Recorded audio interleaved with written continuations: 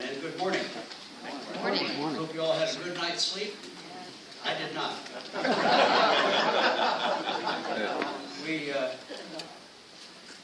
I think you all yesterday met my deputy commander, Sandra, at the park. We have taken on an adjutant, Corporal Cuddles, who stands about 11 inches high and walks on 4 legs.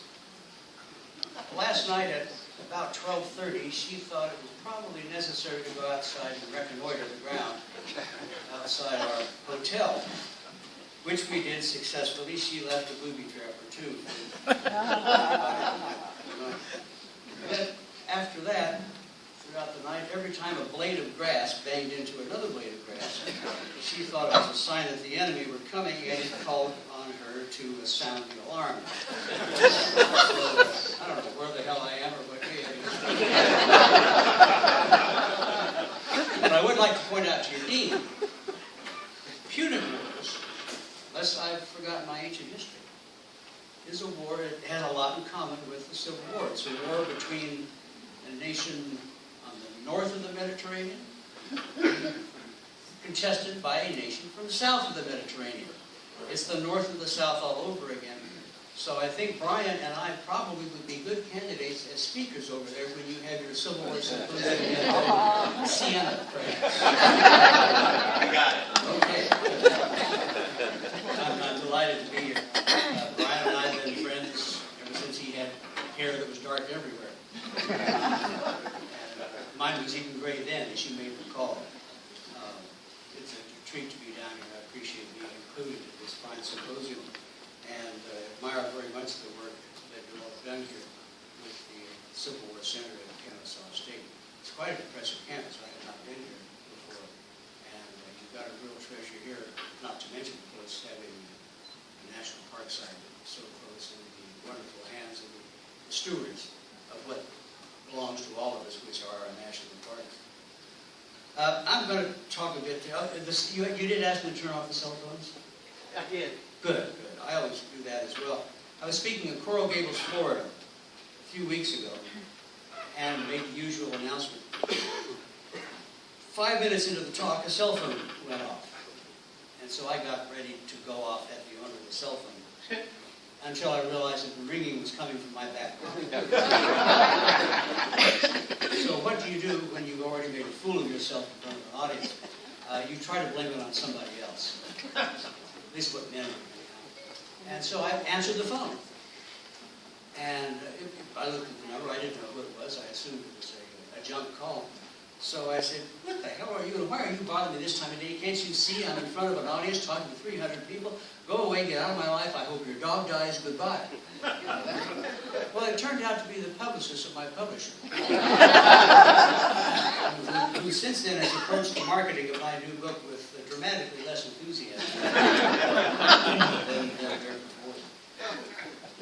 I'm going to talk about the last days of the Confederate government. We all know a lot about how wars start, though often we never fully understand what brought it about.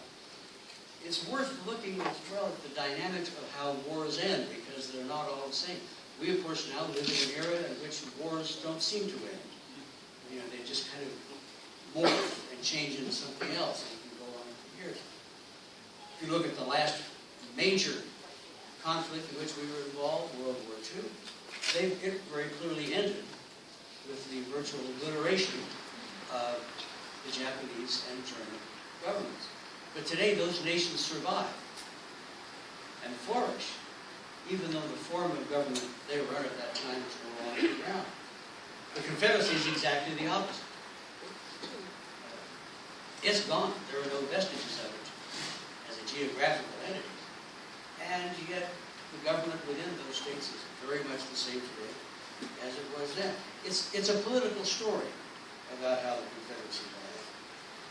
And in my view, it largely comes down in the end to a friendly battle between two rivals within the government. One is President Jefferson Davis, who is already an embattled leader. He's an embattled leader from the very beginning of the war. But by late 1864 and then 1865, he's a president in deep trouble. And not just because the war is not going well.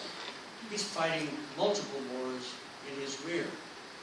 And this may come as a surprise to you. By December 1864, there was a movement to displace Davis as president by force and install Robert E. Lee as a military dictator.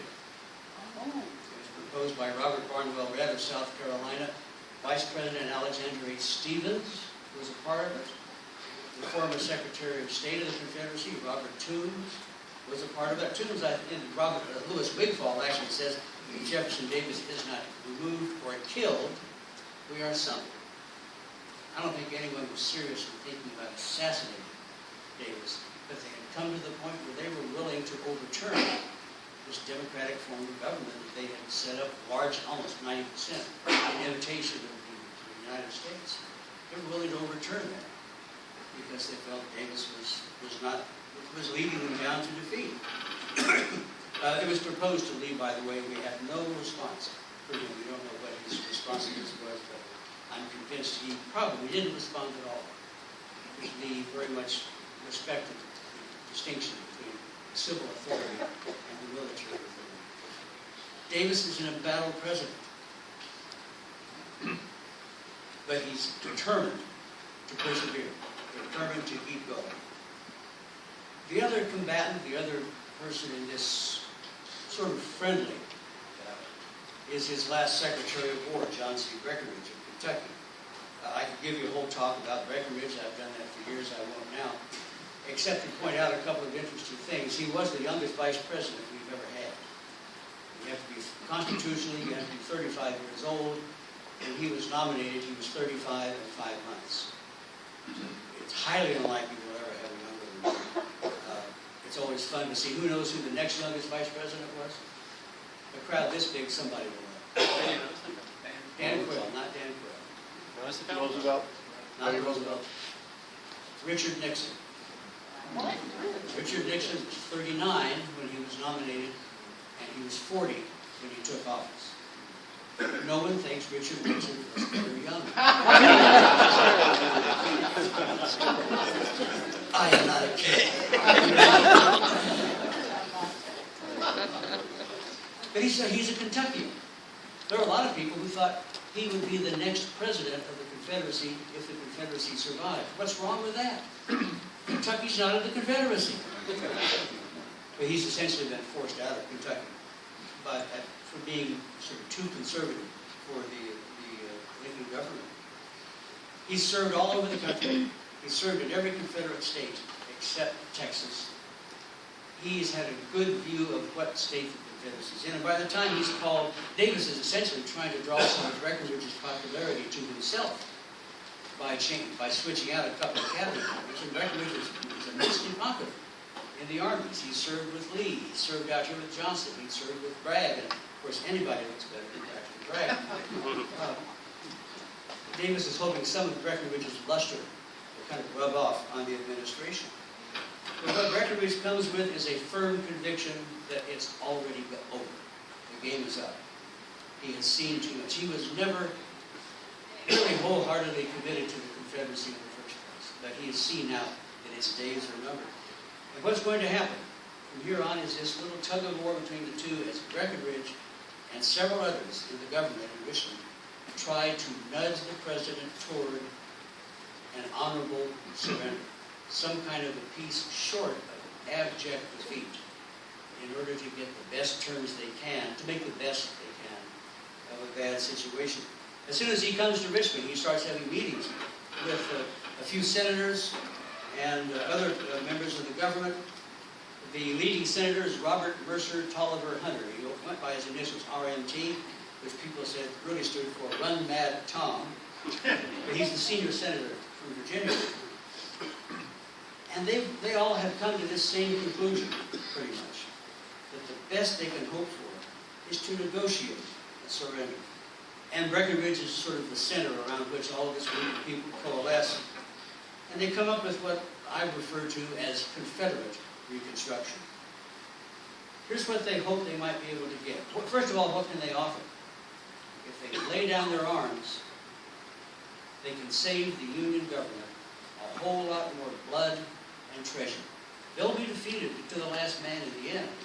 But if they can keep making it cost the North money and men and material, and perhaps drag it out for another year, who knows? So they do have something to give in return if they're willing to lay down their arms. And they also hope to end the war short of a formal surrender in order to preserve pride, to save humiliation to the South. And here's what they think they have a chance of bargaining for. A recognition of the full civil rights of all white former Confederates. Recognition of their rights of property, so there'll be no confiscation of lands in a retaliatory manner. A continuity of state government, so that the government of Tennessee under the Confederacy can just continue as the government of Tennessee under the Union. Same governor, same members of the legislature, etc. No military reconstruction, no occupation of the South. Allowing their soldiers to go home under arms. Not, I don't mean by that they have their own arms like this. I mean carrying their weapons with them. Why would that be important? Militia. Civil organization has broken down throughout the Confederacy. There is virtually no civil law in operation in large sections of Alabama, Mississippi, pieces of Georgia. So there's no peacekeeping force. These soldiers who are trained to obey to the extent that Confederate soldiers ever obeyed can go home and act as a civil peacekeeping force until the civil authorities can choose, elect, appoint new sheriffs, and regain control over their populations. And in return for that, they would lay down their arms. There's not even any discussion of the Emancipation Proclamation or slavery. They realize slavery is dead as a doornail. They're not even going to discuss it. Hunter agrees to present this. Well, first of all, what they do is they get Hunter to agree to present this on the floor of the Senate, a proposal to this extent. They know Davis won't go along with it, but if they can get it in the public mind, then there's a chance of getting public opinion behind them. And if public opinion is sufficiently behind them, then Davis may have no choice but to acquiesce.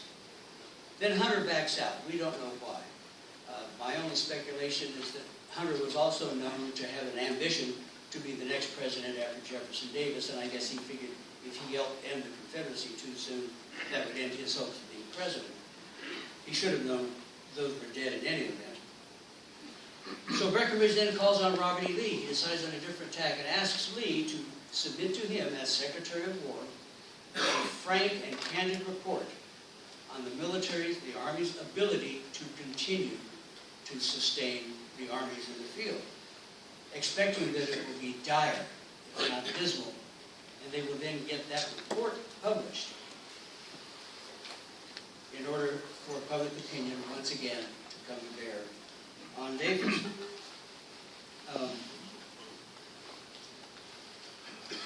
What you may not know is that some of these meetings were attended by Lee himself, who pretty clearly realizes that it is over.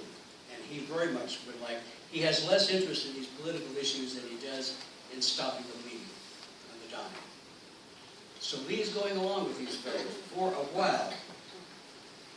But what happens is that for some reason, I can't tell you why he never said it, at the end he backed out. He couldn't do it. He presented this report, but it was not as blatant as they'd expected. He said our condition is no worse than we should have thought it would be, given our resources and given what we've gone through. But he stopped short of saying we can't go on. And that, of course, is what Davis wants. So Davis gets the report and selectively edits it to make it look even more positive than it really was, and he gets that in the newspaper. Does this sound at all surprising to any of you, how presidents and Congressmen can use newspapers? So they've kind of lost that, but they haven't given up. There are other ways they hope to continue to press. And the first thing they will do is enlist Governor Zebulon Vance of North Carolina, who's of like mind with Breckinridge and Stevens and Assistant Secretary of War John A. Campbell. and figuring that whenever Grant moves on Richmond and takes it, Lee's going to have no choice but to withdraw south into North Carolina, then suddenly North Carolina will be the host of the major armies, both of them, and presumably the host of the Confederate government. And if Governor Vance of North Carolina then issues a public call for a cessation of hostilities on the basis of reunion, consider the embarrassment to the Davis government. Politics are very, very subtle. Even then, they don't look that way when we look back on it now. But these men are considering things and approaching them very much the same way that we would today. They just tend to get more done. What happens, of course, is Lee Grant does move. Richmond has to be evacuated, and suddenly they've lost the momentum. Now they're on the run at the same time that Davis and Breckinridge and these others are having this little tug of war. It's interesting to note, and we should all be thankful for it, that the only department of government that was ready for the evacuation was the War Department. Breckinridge took office in the first week of February 1865, and among his very first orders were get all of the War Department archives packed into boxes, seal them tight, and have them ready to go. Because he knew sooner or later they were going to have to. Most of the records of the State Department, a lot of the records of the Navy Department, the Post Office, and other departments went up in flames in Richmond. Ironically, I mean, there's a tragic but wonderful irony in it, that these were taken out into the streets, especially the State Department archives, and set on fire. A wind came up and began blowing these bits of flaming paper and still kind of glowing embers of paper all around the city, and they caught other buildings on fire, and that, of course, led to the destruction of about a third of downtown Richmond. The Confederate capital was destroyed by its own history. Terrible, terrible irony. But it wasn't by the War Department archives. The reason we can write books today about anything related to the Confederate military is because of what the people in the War Department did to preserve those records. I'll jump ahead of myself a bit. During the consequent flight of the government, a guard is placed on those archives constantly. They're guarded about as closely as the Confederate treasury. And when finally, after Lee's surrendered and Joseph P. Johnston is about to, an order is given by Breckinridge to a guard to find the nearest Federals and turn all the archives over to the Union, because they knew the Yankees wouldn't destroy them. And that's what saved the history of the Confederacy. In fact, he'll leave behind Assistant Secretary Campbell to oversee the record. Well, I mean, you all know that what happens, of course, the government abandons Richmond and sets off first for Danville, which is going to be the new capital, and will be capital for about 5 or 6 days. Excuse me. Editors who were still able to publish in the Confederacy began to refer to this as the peripatetic Confederate government, because they just kind of hopped from one place to another. You all will have heard about Danville. You will hear more. There's a show called History Detectives. I have never seen, but I know it's on History Channel or something like that. And apparently they've jumped on the bandwagon about billions of dollars of Confederate treasury being buried in a cemetery in Danville. So you'll watch this thing and you'll all descend on Danville with your shovels and your spoons and backhoes and whatnot. And good luck to you. You ain't going to find a dime. But they set up the government. It gets in operation, and then Davis does something that shows, I think, how this very good, very dedicated man was, I think, beginning to be in the throes of disorientation. There are times when Davis lost his grasp on reality. He issues a proclamation in which he essentially tries to make a silk purse out of the sow's ear. He says, well, yeah, it's true, we had to give up the capital, and now we're on the road here somewhere in Danville, but that's okay, because now we're not tied down to places. We can move about as our army does. We can float like butterflies and sting like bees. There's at least one report, and this was issued as a broadside in Danville. There is one eyewitness account from the time that speaks of other people laughing out loud when they read it. This is a light speed flight from reality. The good thing, I suppose, is that with the telegraph down, that broadside never got outside Danville. But if it had, it wouldn't have mattered because by the time anybody else saw it, the government was gone. They know that Lee's been pushed back almost to Appomattox, and when finally on April 10th, they get the word that Lee has been forced to surrender, there's nothing for the Confederate government to do but to pack up and leave again.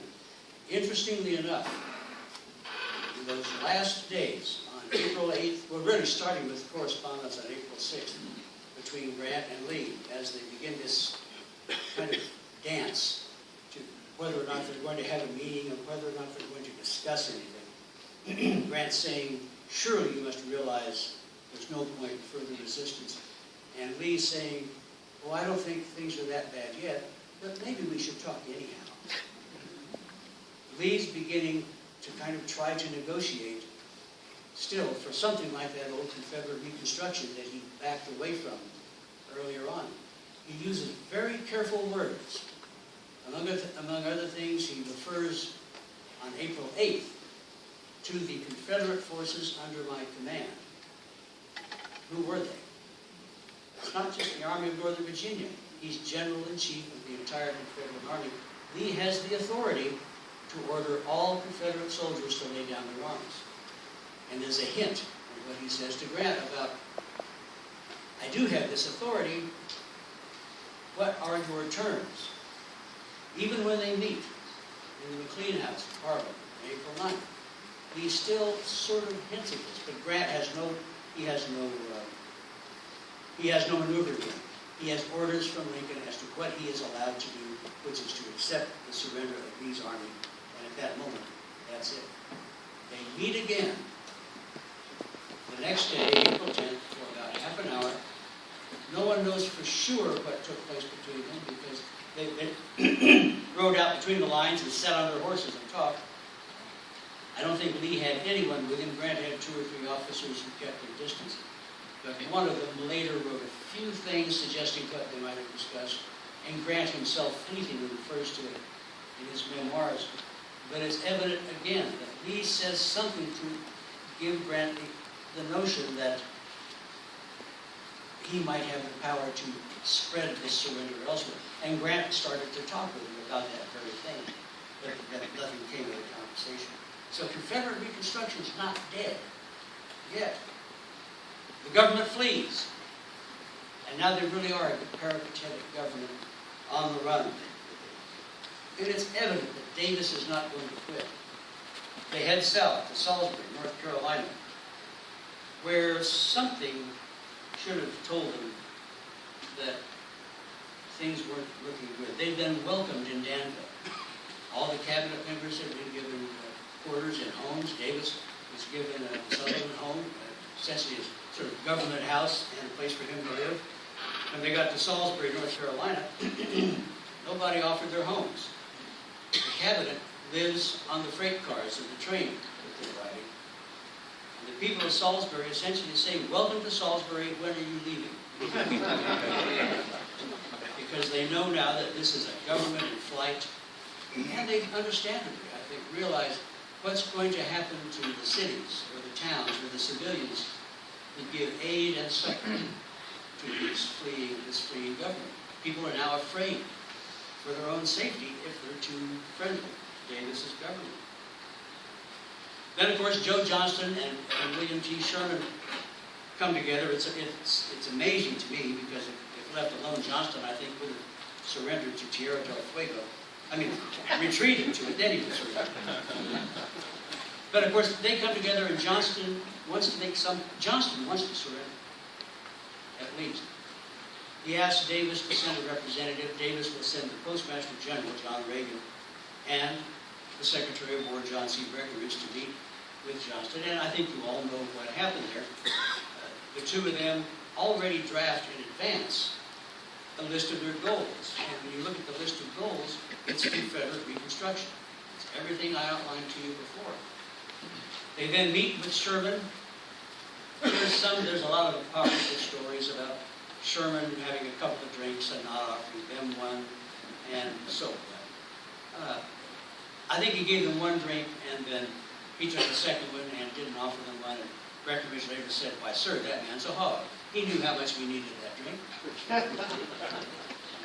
But what did happen was in the negotiations, Sherman went beyond his remit, and Johnston went beyond his. And what came about was, in fact, a virtual negotiated end of the Confederacy and a laying down of all arms everywhere, and most of the points that were in Confederate Reconstruction. Naturally, Johnston, and Breckinridge, and Reagan thought they had gotten a great deal. It's peace with honor. Remember that old line from the 1970s? It is peace with honor, and it's an easier, not easy, but easier transition back to a peacetime with the sections reunited. And Sherman figures he's ended the war. Well, of course, Washington's not happy with Sherman's terms, and Jefferson Davis is really not happy. He sent them out there just to negotiate, thinking he was buying time. He had no intention for anything like this to come about, because he intended to keep fighting. Notice again, by the way, there's no discussion of the Emancipation Proclamation or now of the new 13th Amendment. The Confederate negotiators realized those are done deals. Slavery is over. But Davis wants to continue. They head south again. They pass through Greensboro on to Charlotte. There's a very good shopping mall in Charlotte called South Park. They probably stopped at the Nordstrom's there.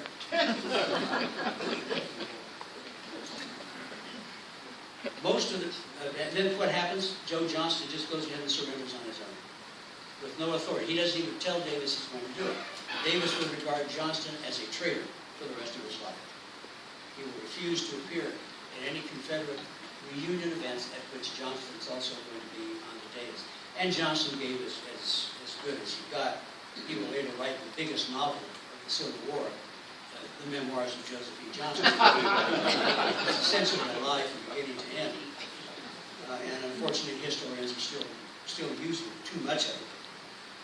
With an escort of about 3,000 cavalry, Davis and the remaining cabinet continue their peripatetic trek to the south. Davis's notion now is that if somehow he can get to the Western Theater, then legions of phantom Confederates who had deserted or who had avoided the draft and enlistment in the first place, and the lame and the halt would all flock to his banners, and he would build another army. If he had to, he would cross the Mississippi and retreat into the far west. How they were going to cross the Mississippi when they had no boats, I don't know, but Davis was kind of out there at this point. Those around him can see that this is a fantasy, but poor Davis cannot let it go. I think it's worth pointing out. Jefferson Davis will have 4 sons and outlive all 4 of them. He lost 2 by this time in the war. 1 just a year before at the White House. Davis, I think, regarded the Confederacy as his personal creation. It's just like his sons.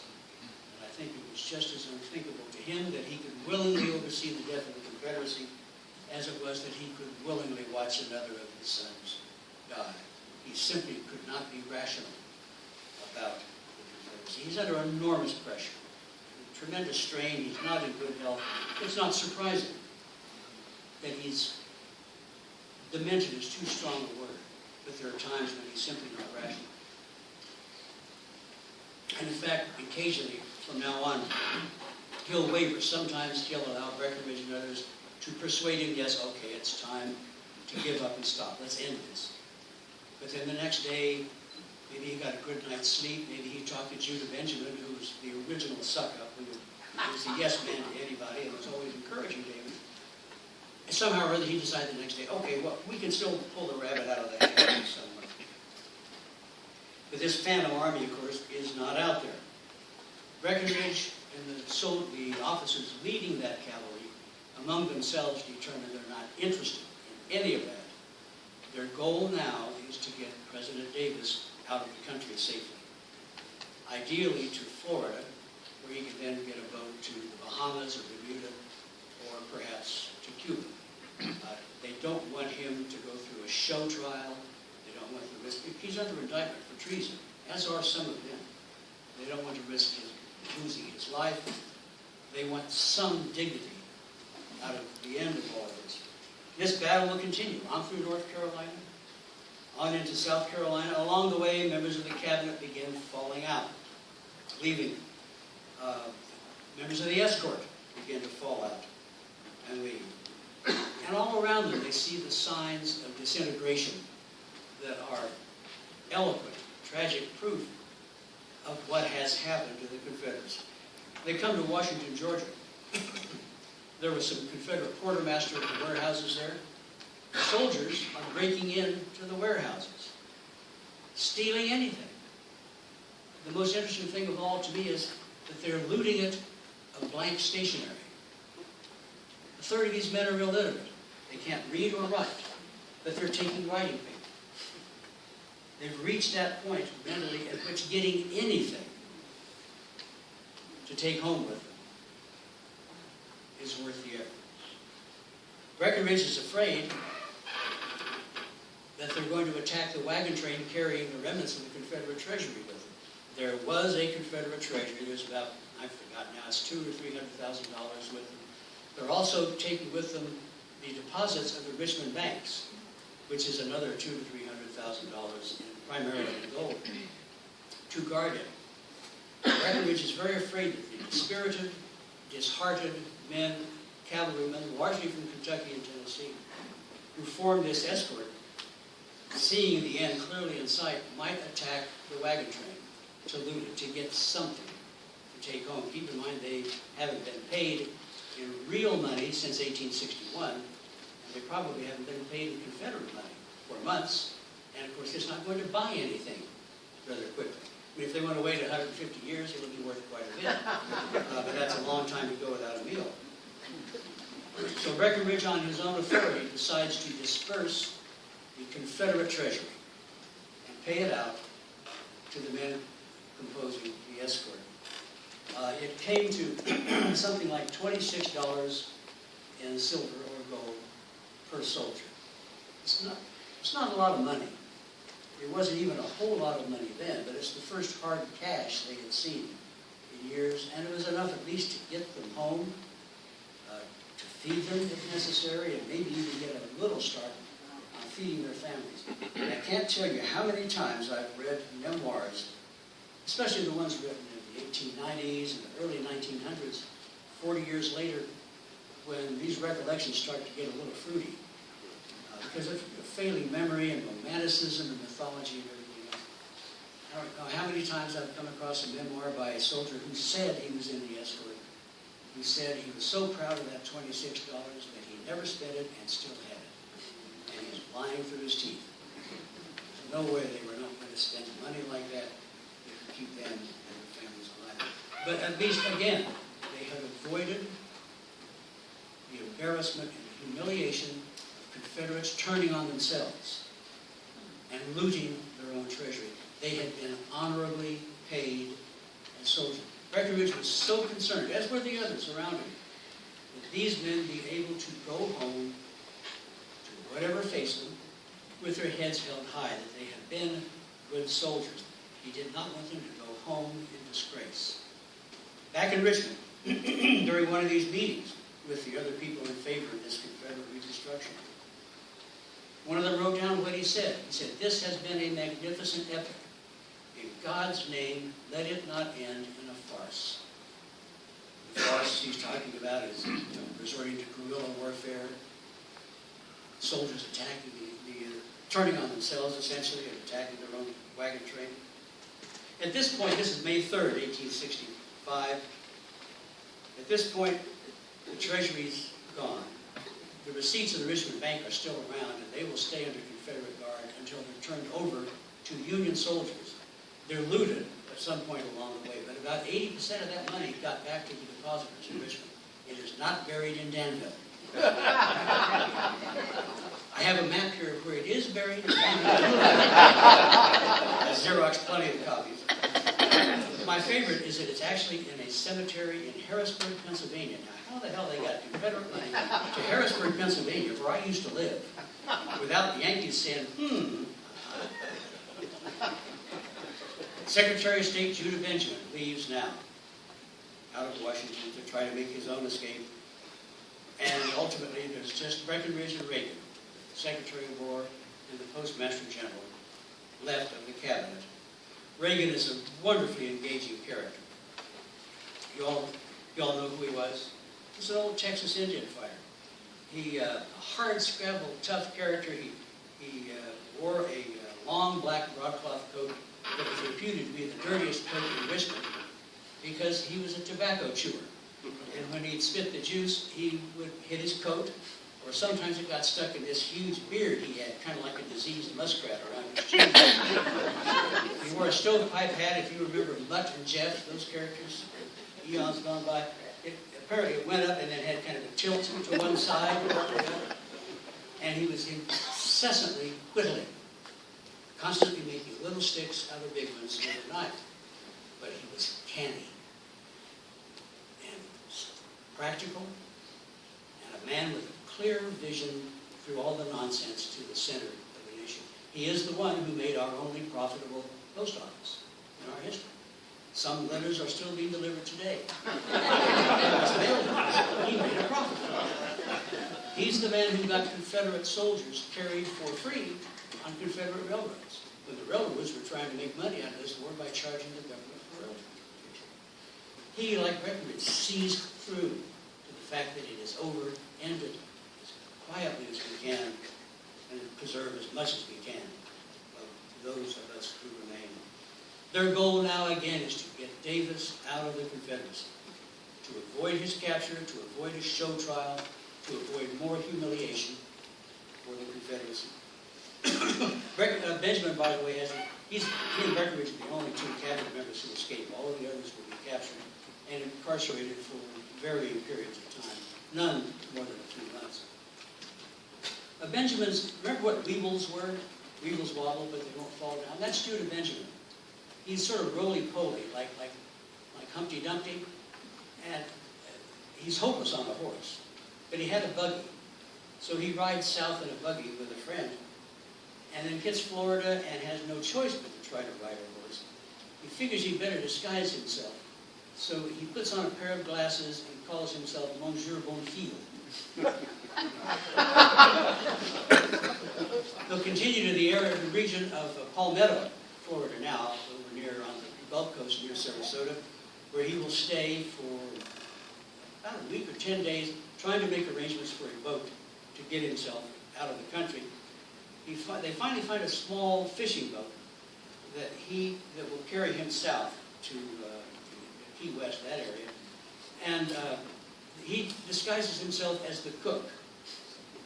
So he takes the axle grease or soot and covers his face with it to look like he's been slaving over a hot stove all day. Makes it down to the tip of Florida, where he gets a boat to take him to Cuba. Makes it to Cuba safely, and then embarks for England. Well, that boat gets about 2 days out of port, and it catches fire and sinks. Fortunately, another boat came along and picked up Benjamin and others and took them back to Cuba. They get on another boat, which heads out to sea again, and it runs into a tornado, which sinks it. But fortunately, another boat comes along and picks up all these. Benjamin's been floating around on a mat made of reeds, trying to stay above the water. He's taken back to Cuba to wait for another boat. I am convinced that Judah Benjamin was on the Titanic. So anybody who had bad boat carpet, it's Judah Benjamin. With his third attempt, he got safely to England, and Benjamin, the ultimate pragmatist, turns his back on the Confederacy. Never has anything more to do with it. He looks around for Confederate funds in England and Europe and tries to get what he can to pay off the Confederacy's debts. Honorably. But after that, he's a citizen of England. And I'm sure many of you know, he becomes a very distinguished member of the British bar. He will write important case law. He'll do a book called Benjamin on Torts that is still studied by lawyers today. But he has nothing further to do with the Confederacy. That's an episode that's just passed. So it comes down to the president and to Breckinridge. Davis sets off with his family and a very small escort, including Reagan, trying to head south through Georgia, now intending to get somehow to the Gulf Coast, still to get a boat, to get himself to Texas, where there's a phantom army out there still under Kirby Smith. Kirby Smith on paper has about 60,000 soldiers, almost all cavalry, most of them with no horses. And they're just scattered all over. Davis gets as far as Irwinville, Georgia, and of course you all know what happens. He is surprised in the night and he's captured. He is not wearing a woman's dress. Well, it's a little off the shoulder number, perhaps. It's a man's garment. There is a unisex coat called a raglan, R-A-G-L-N, named after Lord Raglan, who is noted for having ordered the charge of the Light Brigade. Men and women both were ordered. And as he was trying to walk quietly toward the woods to get away, his wife threw a raglan over his shoulders, and he was captured in that, and this is what later got blown into Jefferson Davis trying to escape with a dress. Here's an interesting tidbit about press and public perceptions. The Northern public is anxious and ready for anything that would be denigrating to any Confederate leader. That's not the North, that's human nature. If you look at the end of World War II, look at the caricatures of Hitler and Hirohito. When the Confederates evacuated Richmond on April 2nd, I found one letter by a Union soldier who said, there's a rumor around that Jefferson Davis escaped Richmond wearing a woman's dress. This is a month before he supposedly really tried to do it. Their minds were ready and anxious to accept it. You run into this every 4 years. It's called political elections, where you will readily believe the most absurd nonsense about your opponent because you're predisposed to it. That garment was kept in the War Department files, where it was until the 1970s, I think. And the War Department could, at any time, have dispelled this myth about Davis in a dress by bringing out the garment, if they saw the PR value of not doing so. Davis, of course, will go to prison at Fort Monroe. He'll be there for about a year and a half, and as I'm sure you all know, the government will start to try him for treason and then decide, good Lord, we have nothing to gain from this. Davis thinks he can win his trial. He is going to try secession itself during his trial for treason. So what happens if he's acquitted? Then the Northern Court, a federal district court, will have said, well, secession was lawful.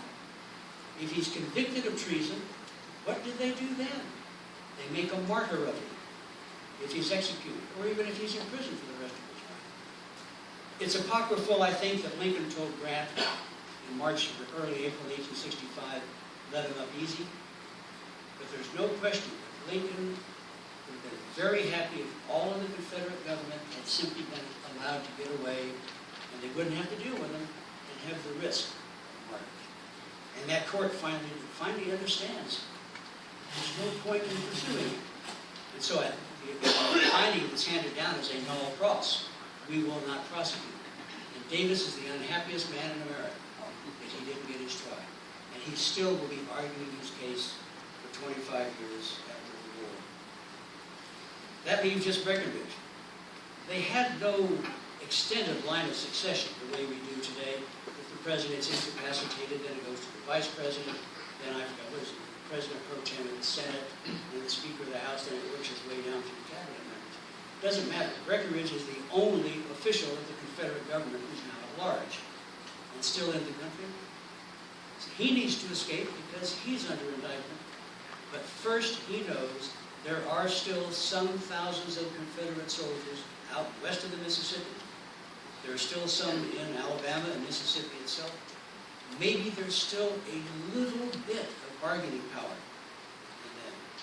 So he sets out to make his way to the Trans-Mississippi. He gets an open boat and has a hair-raising adventure.